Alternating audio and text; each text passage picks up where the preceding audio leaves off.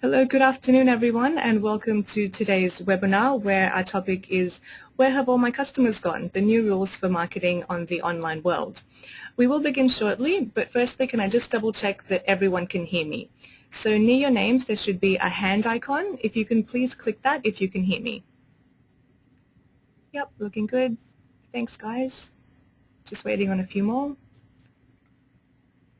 Yep, just keep clicking those hands, guys, if you can hear me. Yep, just near your names, just waiting on a few more people. Looking good?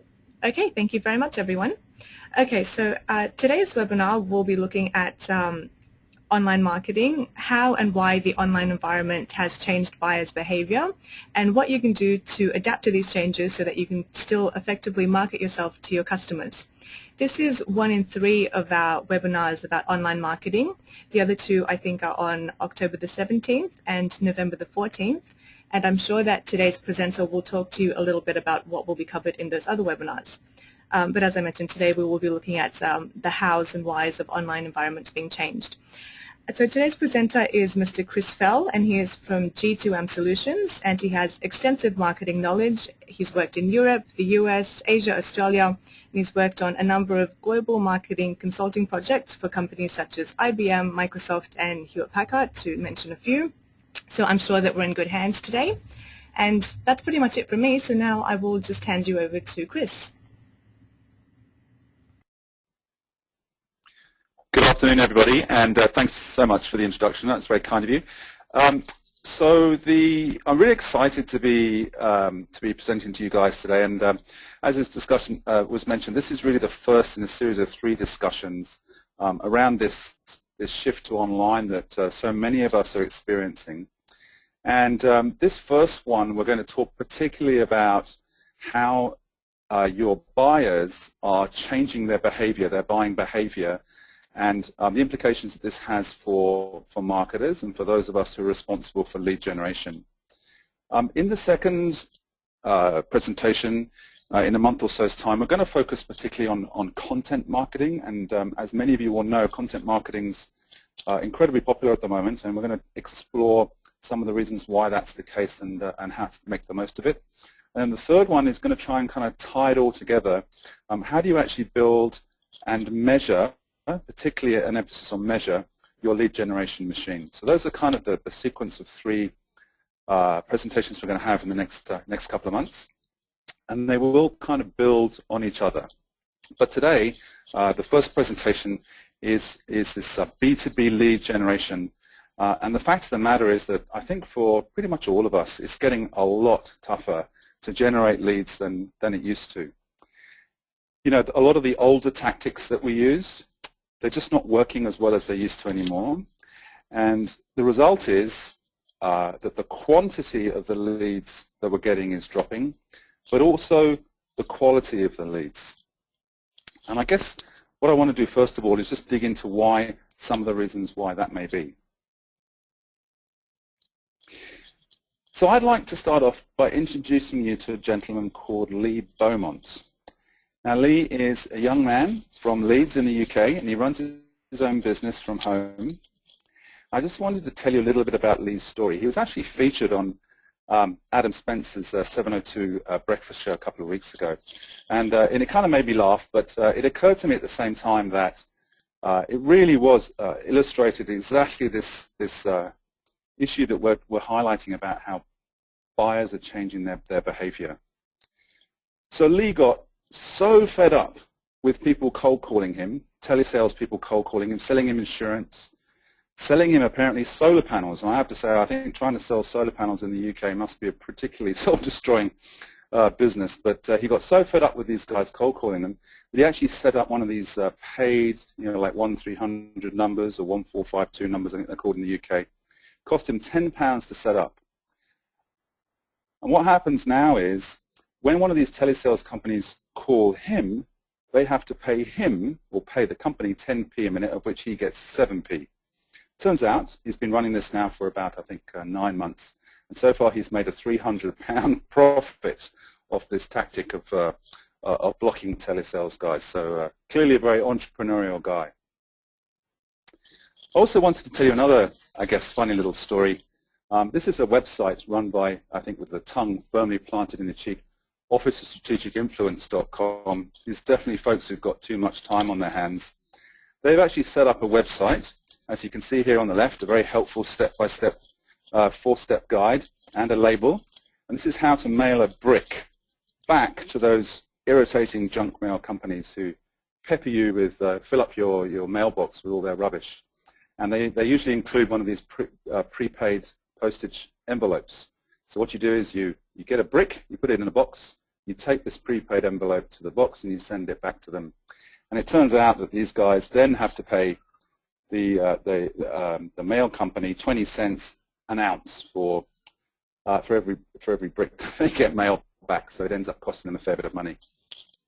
So these are a couple of entertaining little stories. But I guess the question I have really is, why are people so motivated to take such extreme actions? And I think the fact of the matter is that, a lot of buyers, whether it's in your personal life or in your business life, are really increasingly fed up with being interrupted. They haven't asked to be contacted in most cases. They haven't really shown any interest in any of your products and services. And, I think increasingly time for everybody is an incredibly precious commodity these days. We're all so busy. People really are not prepared to waste their time on things they haven't been asked to participate in. And in addition to that, certainly the techniques people have now for blocking unwanted communications are getting a lot more sophisticated than they used to be. And then there's this newfangled thing called the internet. And the simple fact of the matter is that information is incredibly easy to find these days. It is literally a few taps away of a keyboard. It's amazingly fast. You can find pretty much anything you like within a matter of seconds, perhaps a couple of minutes at most. And thirdly, you can access it from so many places now, so many different devices, in your pocket, on your phone, on your iPad, on your computer at work, on your device at home, from your TV. There are so many ways people can get online and find information now. But what I'd like to do perhaps is share some data with you. I come from a marketing analyst background, so I love data, and I love trying to find some research that backs up my theories. And here's a couple of data points I wanted to share with you, which I think are very revealing. 85% journey online, of course, according to Forrester Research. 8% of B2B buyers start their buying journey directly on a company website, according to a company called Demand Gen. So I think that's telling us very clearly that that initial engagement, purchasing engagement, and this, by the way, these are B2B. I particularly wanted to choose B2B buyers. This isn't us as consumers. These are people who are making purchasing decisions on behalf of their companies. That initial engagement is being done online. But I think it's this third data point. On average, customers will contact a sales rep after they have independently completed 60% of the purchase process. Corporate Executive Board is a really, really telling statistic. Because what this is telling us is not only are people initially engaging online, which I think we all kind of know and recognize, but buyers are going really deep into their decision-making process before they're even engaging with the sales team. So I think what this is telling us is that the environment's really changed. Today's buyers, they're self-educating online, they're grazing on this diet of interesting and useful content that's really available to them at the click of a button. Clearly people are getting fed up with these interruption-based marketing tactics, and they're finding excellent techniques for blocking this. You know that there are spam filters that can block email. There's the do not call registers. Pretty much all of us now have got caller IDs, if not on our home phones and certainly on our mobile phones. And we watch and consume TV has completely changed. I don't know about you guys, but I hardly ever watch adverts on TV anymore. Most of the way we consume our TV programs are using Foxtel IQ. We just skip through the adverts, or we're buying series we wish to watch on iTunes and and watching them advert free. So really the the power is back in the hand of the buyer more than ever before. And this really has some significant implications for us all as marketers when we're trying to do lead generation. So it's, marketing's job has traditionally been, I suppose, more about that initial engagement and then passing that on to sales. What's really happening now is because buyers are taking so much control over the purchase process so much later into the decision-making cycle, that it's now really up to marketing not only to engage but to keep going and to nurture those clients or prospects to the point at which they're ready to have a conversation with sales. This is a new set of challenges for marketing, and a new set of techniques are going to be needed in order to perform this task. And of course, there are these new online-orientated tactics that are useful, really educating customers and providing them with information. I also wanted to show you this company called Marketing Sherpa, which is a great organization, by the way. I'd strongly recommend that you take a look at their blog and take a look at some of the research that they do. Really, really interesting stuff. And what they're showing here is real evidence of this shift in the way that organizations are spending their lead generation budgets. This is some data from 2012. And what you can see is there's a really, it's really an undeniable shift, actually, from offline to online tactics. And you can see here that these top three tactics in particular, website optimization, social media, SEO, these are all what we would call like inbound tactics. These are tactics that are attracting buyers to you rather than you pushing your messaging out to them, which would traditionally be more of those tactics that you see at the bottom of the list of potential tactics there, such as direct mail, print advertising, trade show, even pay-per-click, which is a digital technique, digital tactic. It's still a push tactic. You're still pushing your information out to people. So enough about the shift. Let's have a little discussion now, a little bit of information around what you can do to perhaps adapt your own marketing to this new environment. So I wanted to start by sharing some information with you from an organization called Math Marketing, who partners with G2Ms, great company down in Melbourne. Really, really interesting, thought-provoking stuff. And they describe the buyer's journey that we take when we're making a purchasing decision. And they break it down into these 7 steps. On the left-hand side, when you first start out, you're not even particularly aware that you have a problem. You're not troubled by a problem. You're even unaware of the organizations that you might wish to engage with. But then something changes inside of your company.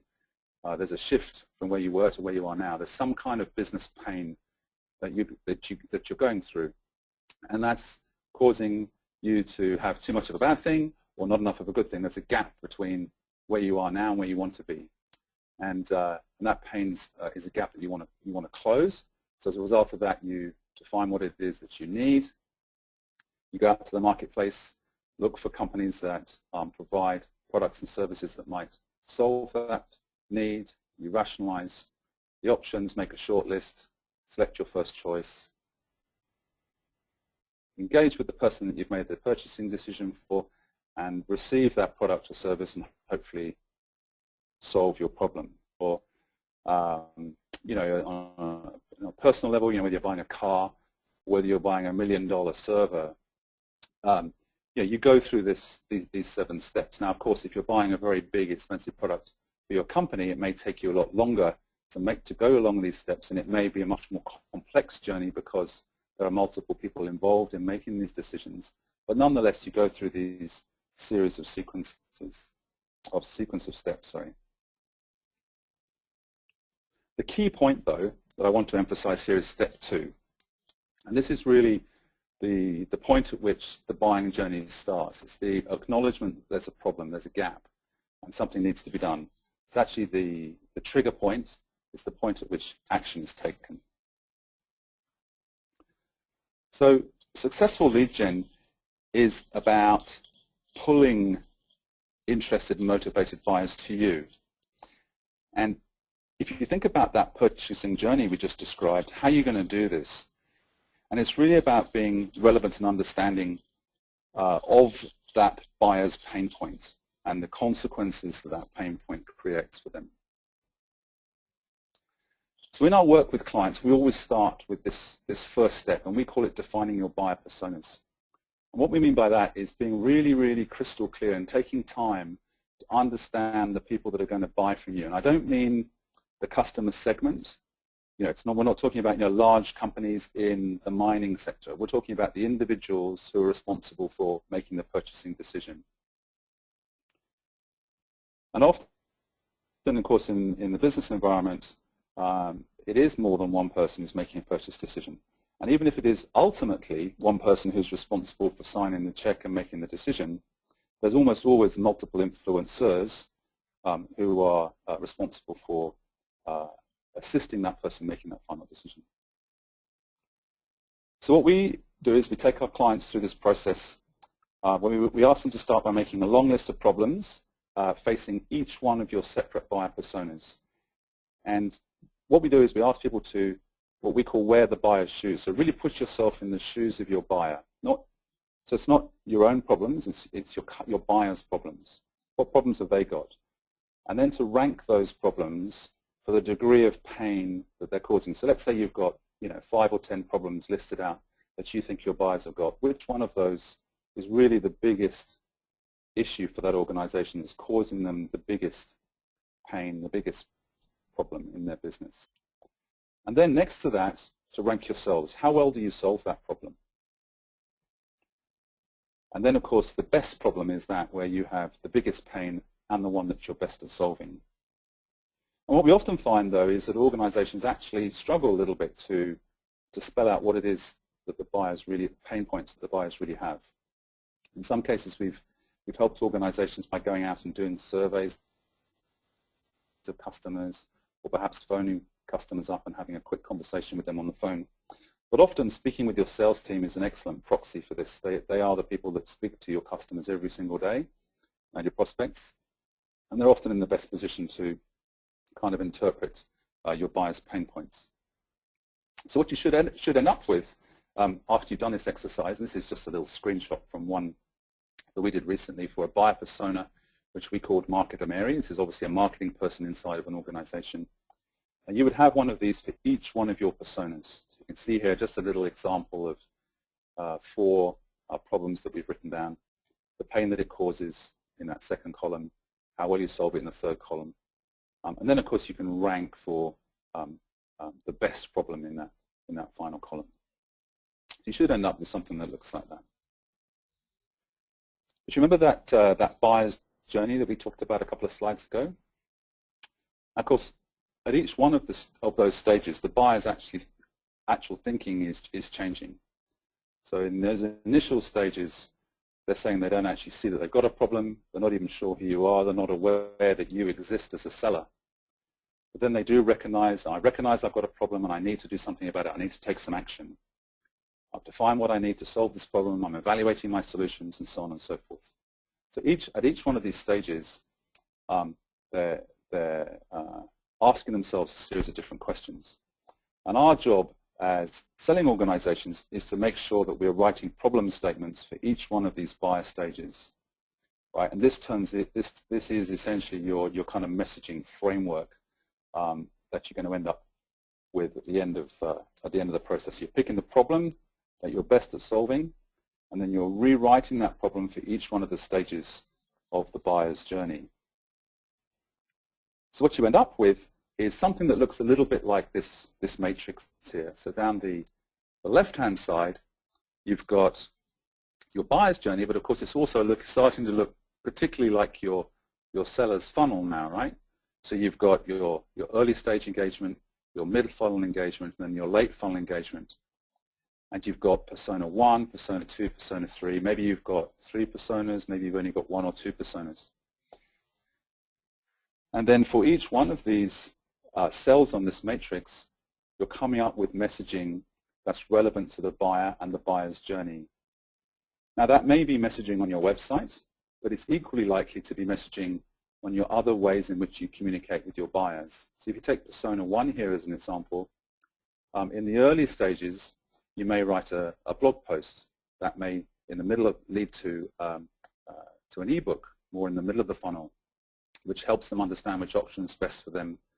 And then that may end up with an email nurture campaign in the third stage, where you're nurturing that lead to the point in which they're ready to engage with sales, and so on and so on.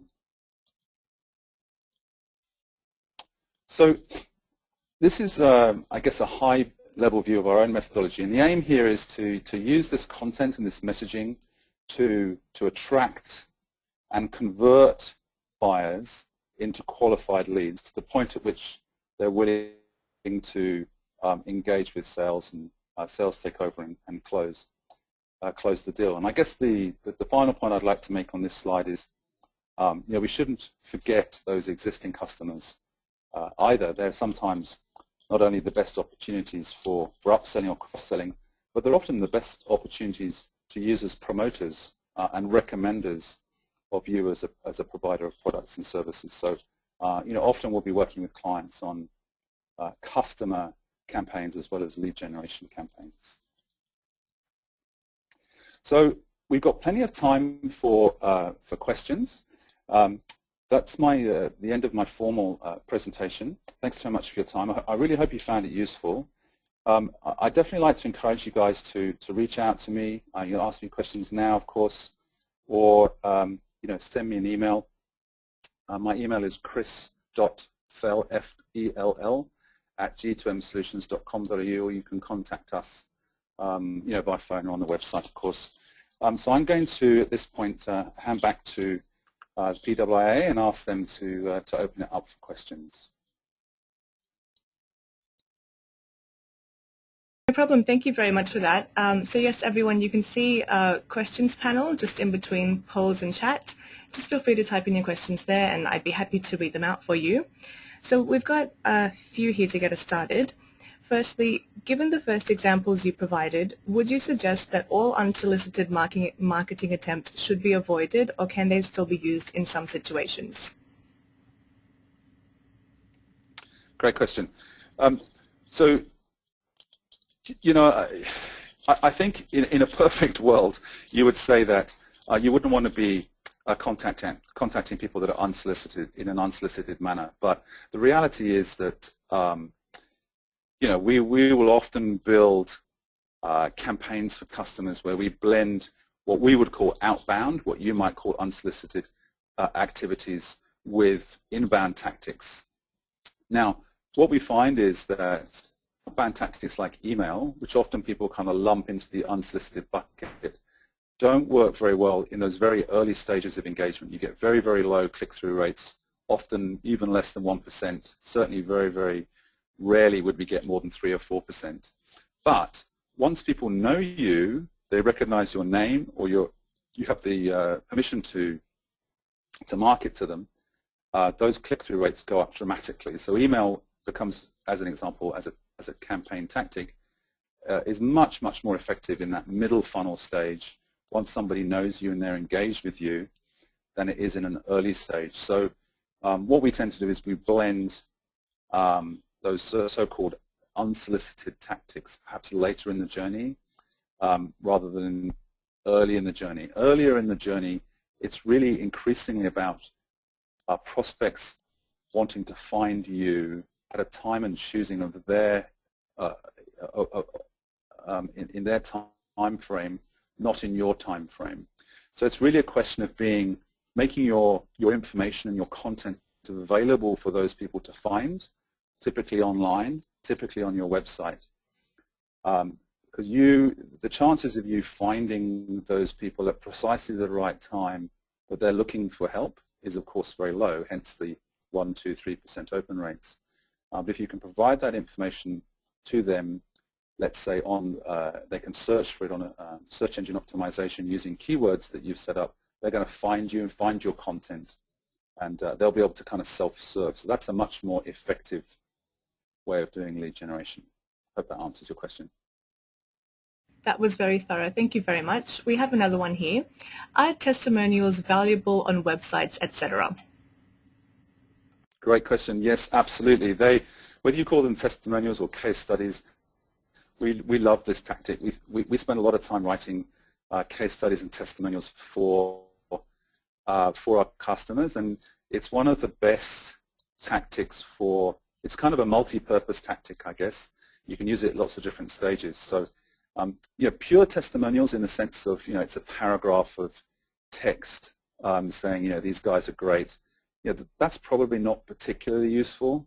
What we find is something like a case study, which maybe doesn't have to be particularly long, maybe a page, maybe a couple of pages at the most, that tells a story about how a customer, the problem that they had, how they engaged with you, what you did for them, and what the results have been, is very powerful. And that's one of the most effective ways of that we use for not only that initial engagement, because what it does is it's saying to people, yes, there are other people like you who've got this problem, and they were able to solve it. So that's a great way to engage at the top of the funnel. But also when people are getting towards the end of their journey, they're looking for validation. Is this company going to be able to deliver what they say they can deliver? Am I going to be able to solve my problem if I engage with these guys? And case studies are good for that as well. So it's a kind of, I guess, a multi-purpose tactic which can be used at a number of different stages, and so I think they're excellent tactics. Okay, thank you. And we have another one. What works best for internet marketing, SEO or PPC? Another great question. We use the analogy of, SEO is like buying a house, and pay-per-click's like renting. So pay-per-click, in our view, it's very expensive, and in the long run, the reason it's expensive is you don't get that kind of long-term return on investment that you get with SEO. So if you're doing SEO well, it's organic, and in the end, it's free. And over time, you get well ranked on the search engines, and you're showing up high in the search results. And it's like the investment you get from investing in a house over a long period of time. This pay-per-click is great, and it can be really useful if you've got a real, you've got a campaign you really want to launch, or you really want to boost awareness in a particular vertical market. Let's say you're pushing into a new vertical market, and the awareness of your brand name is not particularly high. It can be great for that, but it's kind of like renting. As soon as you stop paying the rent, you stop getting the visibility.